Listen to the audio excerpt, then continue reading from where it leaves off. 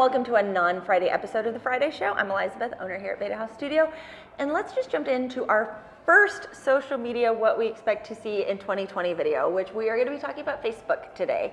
Now, one thing we know is coming for Facebook sometime soon is their Libra currency. Now, they were trying to push this back in the day about to be like Bitcoin. And with all of the Cambridge Analytica issues that they had with privacy and all of that, they had a whole lot of backers pull out of it. So I doubt it's going to look a lot like Bitcoin and more like V-Bucks now, but they are still pushing forward with it. And the one plus I see coming with this is the fact that it's going to allow people to transfer money a little bit easier than they have in the past, meaning that if you are working in a different city and need to wire money home, you can put this into Libra with a little or no fee availability, send it home, and then they can take that money out.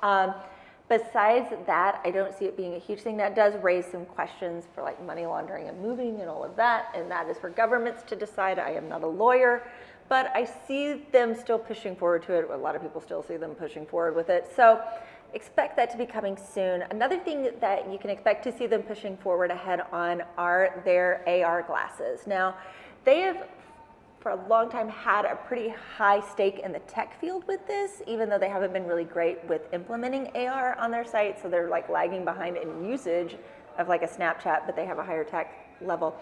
Now, they said that theirs were going to come out in 2021, but with Apple saying theirs are coming out in 2020, I really expect to see Facebook pushing to try to get theirs out in 2020 as well, which will then push Snapchat to probably up their game with spectacles. So expect to see those coming, as well as in the VR markets. We have AR, VR with the Oculus, and some incorporation with that a little bit more because of how much money they have in that. Now, talking with their money, they also have Facebook Watch. Now, Facebook Watch was their kind of IGTV, trying to keep people from going to YouTube, video watching thing. Now, it has not taken off the way they expected. It has not drawn the level of content creators as well as the level of watch. You know, they two kind of go hand in hand.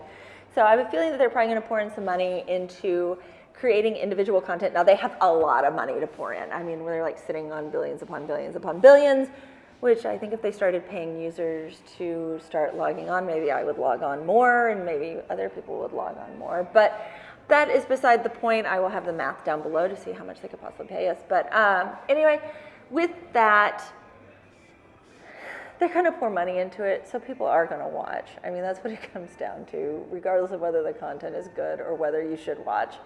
So it's going to grow some. I have a feeling a lot of people are going to go like, oh yeah, I checked it out and it was okay. But something that they're trying to do, which raises some interesting questions, which Facebook's model, you know, used to be to move fast and break things. With that, they're trying to create a way for you to only have to deal with one messenger platform, basically, rather than having to deal with your messaging in Instagram, having to deal with Threads, having to deal with WhatsApp, having to deal with Facebook Messenger, being able to incorporate that into one messaging program, which on the surface sounds like a wonderful idea. It's like, oh yes, I can only have to check one. Sounds great, rather than having to be active on all of these and checking them constantly. And oh, my mental health, because I'm having to try to keep up with all of this. On the surface sounds great, but it's drawing some questions as to whether this creates a monopoly, which also a question that needs to be asked. Are they creating something that is going to keep other people from being able to compete? Is it going to be thus creating like their own empire kind of thing, because we control it all? Because of their stake in the worldwide market, even if they may like not have the enthusiasm in the US, which is where I am, so that's what I understand,